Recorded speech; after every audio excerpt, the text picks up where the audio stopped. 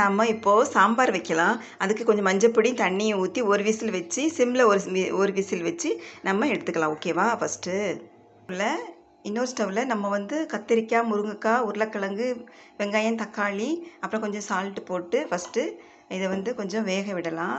அதுக்குள்ளே இந்த பருப்பு வேகிறதுக்கும் இது வேகிறதுக்கும் எல்லாம் கரெக்டாக அப்புறம் குயிக் ஆயிரும். நம்ம காய் வேகும்போது கொஞ்சமாக மஞ்சப்பொடி போட்டுக்கலாம். அப்புறம் கொஞ்சம் ஒரு கொதி வந்த பிறகு அப்புறம் ஒன்று ஒன்றா போடலாம். ஓகேவா? அப்புறமா கொஞ்சமாக வத்தப்பொடி போட்டுக்கலாம். கொஞ்சமாக. ஓகேவா? அப்புறம் கொஞ்சம் ஜீரகப்பொடி போட்டுக்கலாம் கொஞ்சமாக. ஓகேவா? இப்போ வந்து பருப்பு வந்து சூப்பராக வெந்துட்டு, இப்போ அதிகமாக வெந்துட்டனால இதிலையே நான் புளி கரைசலை ஊற்றிட்டு ரெடியாக வச்சுக்கலாம். காய் வெந்ததும் நம்ம எல்லாத்தையும் ஒன்றா மிக்ஸ் பண்ணிவிட்டு அப்புறம் சாம்பார் பொடி போட்டுட்டு லாஸ்ட்டாக சாம்பார் பொடிட்டு தாளிக்கணும்.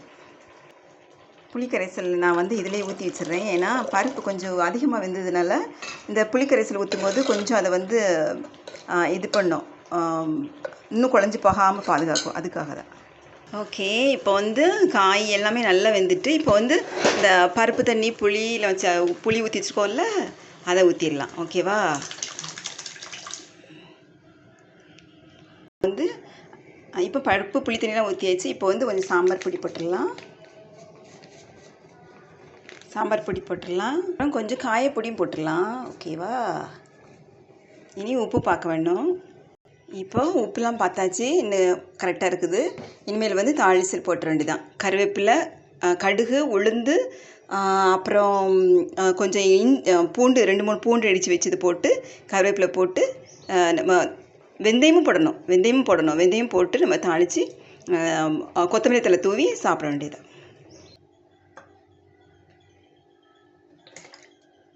ஆயில் ஊற்றியாச்சு. அப்புறம் கடுகு உளுந்து போட்டாச்சு. அப்புறம் கொஞ்சம் வெந்தயம் போட்டாச்சு. அப்புறம் வெங்காயம் போட்டாச்சு. அப்புறம் கருவேப்பிலை போட்டாச்சு. அப்புறம் லாஸ்ட்டாக இடித்து வச்சுருக்கிற பூண்டு போட்டுட்டு நல்லா வேக விட்டுட்டு கொட்டிட வேண்டியது. அவ்வளோதான். இன்னும் கொஞ்சம் ஆயில் ஊற்றிக்கலாம். ஆயில் ஊற்றிட்டு அப்புறம் வந்து டேஸ்ட்டுக்கு வந்து எக்ஸ்ட்ரா கொஞ்சம் ஆயில் ஊற்றி பண்ணிக்கலாம். இப்போ வந்து சாம்பார் வந்து தாளித்து கொட்டியாச்சு. இனிமேல் வந்து இதில் கொத்தமல்லி தழை தூவி அப்புறம் சாப்பிட வேண்டியதுதான். இதில் வந்து உங்களுக்கு டேஸ்ட்டு கொஞ்சம் கம்மியாக இருக்குது, இது பொடியிறது கம்மியாக இருக்குன்னு உங்களுக்கு ஃபீல் பண்ணிங்கன்னா தாளிக்கிறோம்ல அப்போ வந்து அதை ஆஃப் பண்ணிவிட்டு லைட்டாக வந்து சாம்பார் பொடி போட்டுட்டு அதோடு அப்படி தாளிக்கும்போது அது கொஞ்சம் எக்ஸ்ட்ரா பொடி போட்டோன்னா அது ஒரு வாசனையாக இருக்கும். அது சூப்பராக, அது ஒரு வித்தியாசமாக இருக்கும்.